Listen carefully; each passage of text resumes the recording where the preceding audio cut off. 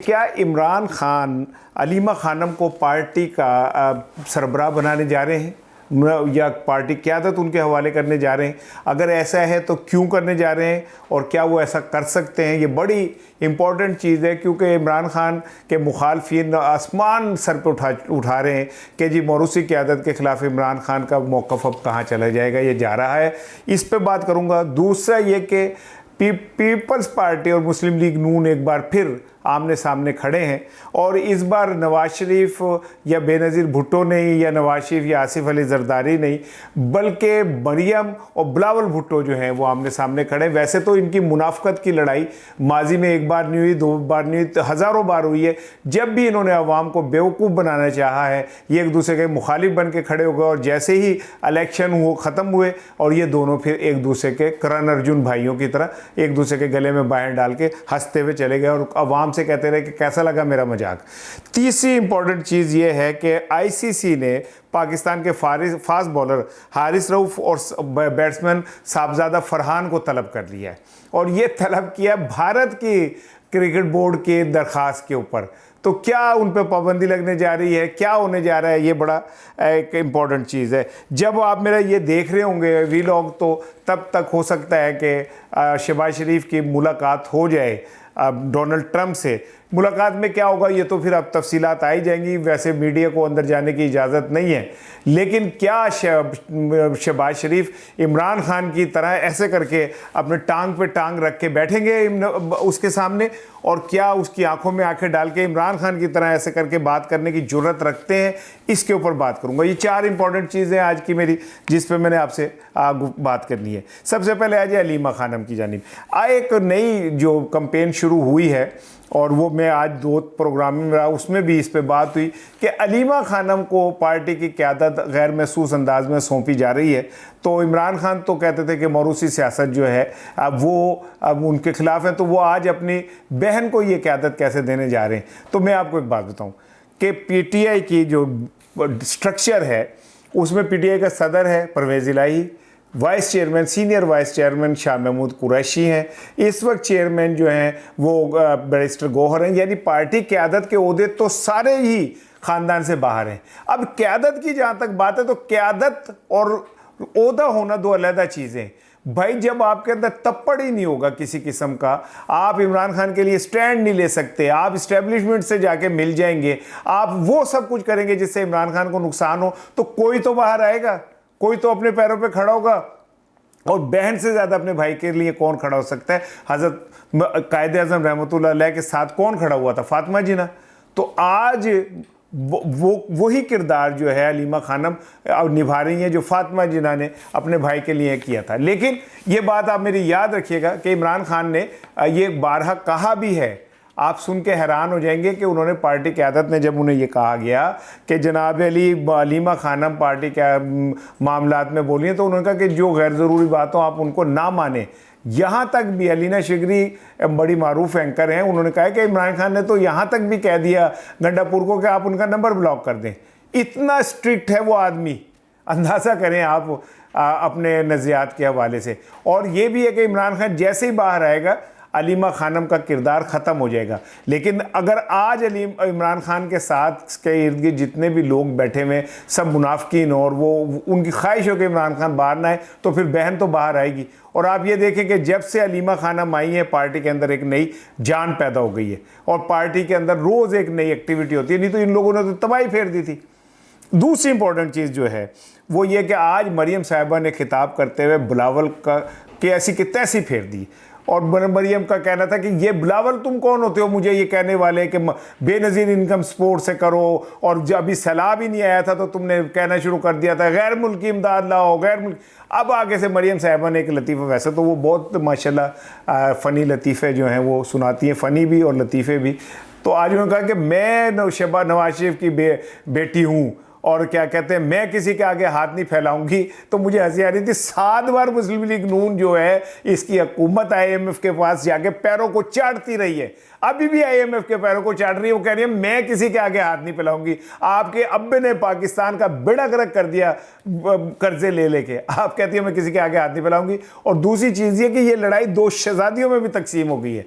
आसफा भुट्टो ने ट्वीट किया और उन्होंने कहा जी ये बहुत जुल्म है और बेनज़ीर इनकम सपोर्ट प्रोग्राम को ये जान के ख़राब कर रहे हैं और जनाब अली उसके तहत नहीं दे रहे। मरियम साहिबा ने आगे से तरकी बतरकी जवाब दिया कि आप कौन होती है मैं पंजाब के मामलात में, आप अपनी हद में रहें और मैं जो चाहूँगी करूँगी। और मरियम तो अपने चाचे की नहीं सुन रही तो वो इनकी कहाँ सुनेगी। अब बिलावल भुट्टो साहब जो यहाँ पे आके मक्खन लगा के गए थे मरियम साहिबा को कसूर में कि मरियम बहुत अच्छा काम करी, अब देखते हैं कि वो क्या करते हैं। मैं बार बार एक बात कहता हूँ को भुट्टो को ना ज़ियाउल हक ने मारा ना बीबी शहीद को किसी ने मारा। भुट्टो को और बीबी शहीद को खुद उनके घर वालों ने मार दिया अपने बोंगे नज़रियात की वजह से। जुल्फ़िकार अली भुट्टो को जिस तरह उसके नज़रियात का बेड़ा गर्क किया गया, जैसा बीबी शहीद के नज़रियात का बेड़ा गर्क किया गया, आज आलम यह है कि पीपल्स पार्टी की तरफ को देखने को तैयार नहीं है और वो सिंध के अंदर एक जागीरदारों की तरह पार्टी पे कब्जा करके बैठे हुए और भरपूर अपनी ज़िंदगी को एंजॉय कर रहे हैं। अभी पिछले कुछ अरसे पहले वहाँ पे जब ताजरों की मीटिंग हुई थी, आर्मी चीफ वहाँ पे मौजूद थे जनरल आसिम साहब, तो ताजरों ने कहा था कि जनाब इस रियासत के अंदर एक रियासत है कराची में, एक तरफ एक कराची के अंदर हुकूमत, एक खुफिया हुकूमत है जो असल हुकूमत है, वो हर रोज़ाना करोड़ों का भत्ता इकट्ठा करती है, ज़मीनों पे कब्जे करती है, टारगेट किलिंग करती है, पर्ची माफिया है, भत्ता माफिया है, और आप मौजे करते हैं। बिलावल को खुद ये कहते हुए शर्म नहीं आती। लोग जो भी लोग के लिए लफ्ज़ इस्तेमाल करें, मैं नहीं कहता, मैं सियासत में इस बदतहज़ीबी का कायल नहीं हूँ कि बिलावल और पीपल्स पार्टी के लिए तो वैसे शर्म से डूब मरने का मुकाम है कि जब वो ये कहते हैं कि हम पानी माफिया के आगे पानी ख़रीद के खुद हम इस्तेमाल करते हैं। 35 सालों में आप पानी का मसला हल नहीं कर सके और आप अपने आप को हुक्मरान कहते हैं। लेकिन अब ऐसा लगता है कि पहले पंजाब गवर्नर पंजाब के साथ जो पंजाब हुकूमत ने किया, उनको बुरी तरह शिट कॉल दी, बुरी तरह उनको शट अप कॉल दी। अब आज फिर एक बार आप मुस्लिम लीग नून ने पीपल्स पार्टी को शट अप कॉल दिए, लेकिन पीपल्स पार्टी बेशर्मी की उस स्टेज पे चली गई है जहां उसकी जेब में 2 टके डाले जाएंगे, गैर मुल्की इमदाद आएगी, सिंध में रिलीफ फंड के नाम पे पैसे देंगे, उनकी मुँह दिहाड़ी लग जाएगी, मौजे हो जाएंगी और वो खामोश हो जाएंगे। पिछले कई सालों से वो इसी मुनाफकत के ऊपर खड़े हुए। तीसरी इंपॉर्टेंट चीज़ आ जाए। तीसरी इंपॉर्टेंट चीज़ ये है कि भारतीय कप्तान जयसूर्या के ऊपर तो पाबंदी लगा दी है आईसीसी ने कि भाई हूँ तू कोई सियासी बयान नहीं देना। जयसूर्या को बहुत वो चढ़ी हुई थी ना और वो फजूल किस्म की बकवास करता फिर रहा था, तो आईसीसी ने उसके तो मुंह पे पट्टी बांध दी है। अब दूसरी जानिब हारिस रऊफ ने तो कोई बयान ही नहीं दिया। हारिस रऊफ ने तो बस ऐसे किया है 2 दफ़ा। वो इंडियन मीडिया को इतना चुभा है, वो एक दो वो चुभा जब जहाज़ गिरे, दूसरा ये कि यार इसने हारिस रऊफ ने जो गिराए हैं ना जहाज़ मैच के दौरान, वो इंडिया को हजम नहीं हो रहे। दूसरी जानिब साहबजादा फरहान ने 50 करने के बाद जिस तरह गन चलाई, एयर गन चलाई तैयारों को गिराने के अंदाज में, वो भी उनके पेट में हजम नहीं हो रहा और रोते रोते वहाँ पहुँच गए, लो जी भाईजान ये देखें इन्हें मना करें और ये हमें ऐसे चपेड़े मार रहे हैं। तो ये आगाज़ किसने किया? हाथ मिलाने से किसने रोका? कौन ड्रेसिंग रूम में गया? किसने हाथ मिलाने का ऐसे इनकार किया? अब भुगतो तुसी साढ़े ना पंगा लोगे तो फिर तुहानू पंगे पूरे लैने पैन के तुहानू लग पता जाएगा। अब आईसीसी देखें बुला के क्या करते हैं, क्या हारिस रऊफ और साहबजादा फरहान पे कोई पाबंदी लगाते हैं, क्या करते हैं, ये देखते हैं। अब आ जाए आखिरी बात, जब आपके पास ये मेरा वीलॉग पहुंचेगा तो हो सकता है तब तक शहबाज शरीफ की मुलाकात डोनाल्ड ट्रंप से हो गई हो और ये दावे बड़े किए जा रहे हैं यूँ है, लेकिन मैं आपको बताऊँ जितना ट्रंप बदतमीज़ आदमी है उसका आपको भरपूर अंदाज़ा है कितना बदतमीज़ आदमी है। ज़ेलेंस्की के साथ उसने जो कुछ भी किया वो आपके इल्म में है और शहबाज शरीफ साहब की तो खैर है ही कोई वो नहीं, वो तो मैं अब क्या कहूँ, हमें ये दिन भी देखने पड़ रहे हैं कि हमारे वज़ीर आज़म जो है वो लोगों को इस बदी हाथ पकड़ के हाथ मिला के और एक वीडियो बनाने के लिए लोगों को दिखाने के लिए कि देखो मैं कितना पॉपुलर हूँ। लेकिन ये मुलाकात जो है ये बहुत फ़ैसला कुन है। इस हवाले से फ़ैसला कुन है कि क्या ट्रंप पाकिस्तान को कोई नई मज़ीद मुतालबात पेश करने जा रहे हैं, जैसे कि अफ़गानिस्तान के अंदर बरग्राम का एयर बेस है वो लेने के लिए पागल हुआ है, मिनरल के लिए तो उसने हमें काबू कर ही लिया है।